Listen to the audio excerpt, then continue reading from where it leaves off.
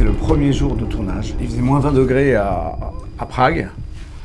Donc la scène, en fait, on est le long de la frontière. Il y a des chiens qui passent avec des types de la Stasi et tout ça, comme une vraie frontière à l'ancienne. Donc c'est hyper impressionnant. Il y avait 20 cm de neige. Quand je découpe les barbelés, dès que les gardiens m'ont pas vu, je prends ce type, je l'embarque avec moi, on traverse, on se met à couvert.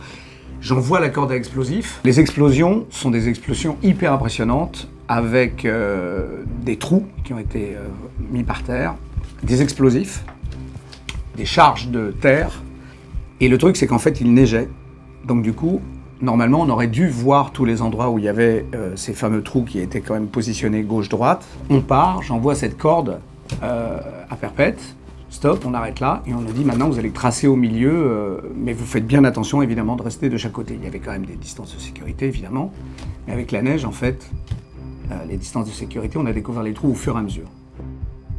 On est parti avec la tension que vous pouvez imaginer et mon camarade Franz qui est un super acteur, il s'est dévié un peu sur le côté et il a pris la charge en plein dessus, donc c'est hyper impressionnant parce que quand la charge explose, il y a toute la terre, il y a les explosifs qui sont en dessous, donc heureusement il y avait de la terre qui arrivait à protéger. Mais le mec s'est pris vraiment une charge, on a cru vraiment qu'il restait dedans, quoi. Le type était déboussolé, mais vraiment à un niveau... voilà. Céline, qu'est-ce que vous pensez de l'histoire de José ?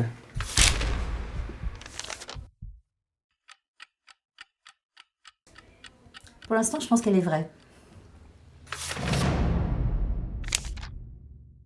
J'ai trouvé qu'au départ, il a utilisé beaucoup sa main droite. Donc c'est la main, on va dire, qu'on utilise quand on est dans le contrôle de son discours. En tout cas, c'est une main moins spontanée. Et puis après, il a commencé à se détendre. Et quand il a commencé à parler de l'autre personnage, de l'acteur, il a commencé à utiliser sa main gauche. Et là, complètement, j'ai trouvé, en tout cas, c'est la main gauche, la main de la spontanéité, de l'authenticité, de la vérité. J'ai trouvé que dans ses explications, il avait ce qu'on appelle une gestuelle incarnée, c'est-à-dire qu'on vivait avec lui la scène quand il parlait de la corde, quand il parlait de la personne qui a sauté, donc sa gestuelle était incarnée. Et sur la fin, ce qui m'a mis le doute, c'est qu'il n'a pas cligné du tout. Donc il était très concentré sur son discours et ça, alors, au départ je pensais que c'était vrai et puis il n'y a pas eu de clignement et quand on ne cligne pas, c'est qu'on est très concentré sur son discours.